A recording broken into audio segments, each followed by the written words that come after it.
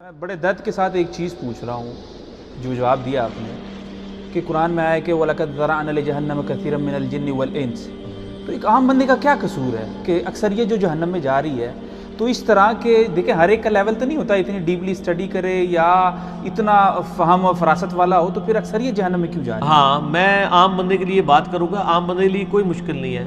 عام بندے پہ نماز تو فرض ہے نا. جی بالکل. اور نماز کی 17 رکعتیں فرض ہیں. جی ہر رکعت میں ایاک نعبد و ایاک نستعین آتا ہے. جی تو عام بندہ تو ہے وہ بعد میں بزرگوں کے نعرے مار رہا ہوتا ہے، قبروں سے مانگ رہا ہوتا ہے. تو اگر عام آدمی کو سورہ فاتحہ کی 7 آیات کا ترجمہ بھی اس نے پوری زندگی نہیں سیکھا، موٹر سائیکل چلانی اس نے سیکھ لی ہے، گاڑی چلانی اس نے چیز سیکھ لی ہے، اس کا اسکول کی کمپیریٹیو نالج موجود ہے کہ جی کس اسکول میں بچہ داخل کرانا ہے کس میں نہیں کروانا، دنیا جان کی اس نے چیزیں سیکھ لی ہیں. جرابیں کاٹن کا کپڑا بھی خریدنے کا طریقہ اس نے سیکھ لیا اور ہاتھ میں مسل کے دیکھتا ہے.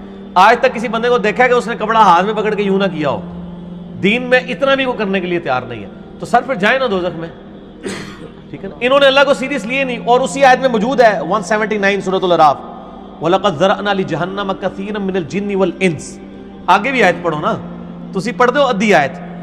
وَلَقَدْ ذَرَعْنَا لِجَهَنَّمَ كَثِيرًا مِنَ الْجِنِّ وَالْإِنسِ، اور بے شک ہم نے جنوں اور انسانوں کی اکثریت دوزخ کے لیے پیدا کی ہے. لَهُمْ قُلُوبٌ، ان کو ہم نے دل تو دیے تھے، لا يفقهون بها، لیکن انہوں نے کبھی سوچنے کی زحمت ہی گوارا نہیں کی.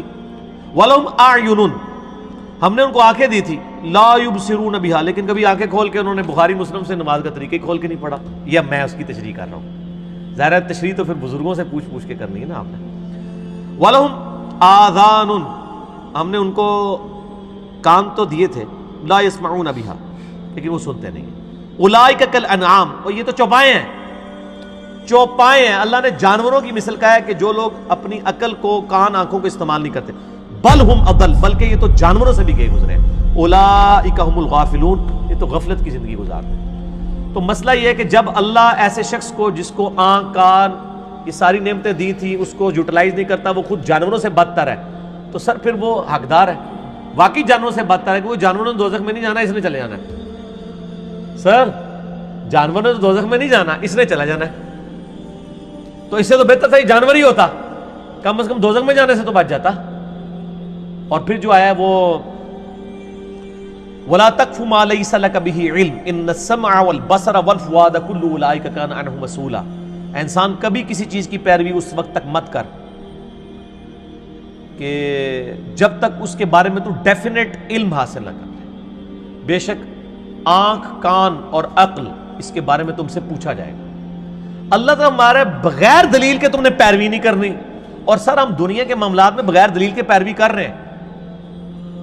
دنیا کے معاملات میں بغیر دلیل کے پیروی نہیں کر رہے، دلیل کے ساتھ کر رہے ہیں، دین میں کر رہے ہیں. اور ہمارے ساتھ کوئی ویسے ہمدردی بھی نہیں کرتا. آپ دن کے وقت ہیڈ لائٹ جلا کے نا موٹر سائیکل کی 1 کلومیٹر کا سفر طے کر کے بتائیں تو آپ کو 50 بندے یوں اشارہ کریں گے. لیکن سر آپ 50 سال تک کسی مسجد میں اپنے بزرگوں کے طریقے پہ نماز پڑھتے رہے، آپ کو ایک بندہ بھی کندھا تھپکا کے نہیں کہے گا کہ یار یہ نماز سنت کے مطابق نہیں آپ پڑھ رہے. اور اگر کہے گا تو وہ اپنی خیر منا لے گا. اور آپ منہ بھی نہیں چڑھائیں گے جو آپ کو یوں کہتے ہیں آپ لائٹ بند کریں.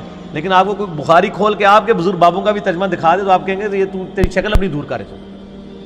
تو سر آپ نے پھر اللہ کو سیریس نہیں نہ لیا، موٹر سائیکل کی ہیڈ لائٹ کو تو سیریس لیا. اور آپ دیکھیں ان لوگوں کو آپ کہیں گے کہ یہ بولے ہیں. آج تک میں نے نہیں دیکھا کہ کسی نے یوں اشارہ کیا دوسرے کو پرے ہو میری ہیڈ لائٹ ہے. وہ ایسے کرتے ہیں. وہ کہتا ہے سٹینڈ چک لو جی، سٹینڈ چک لو.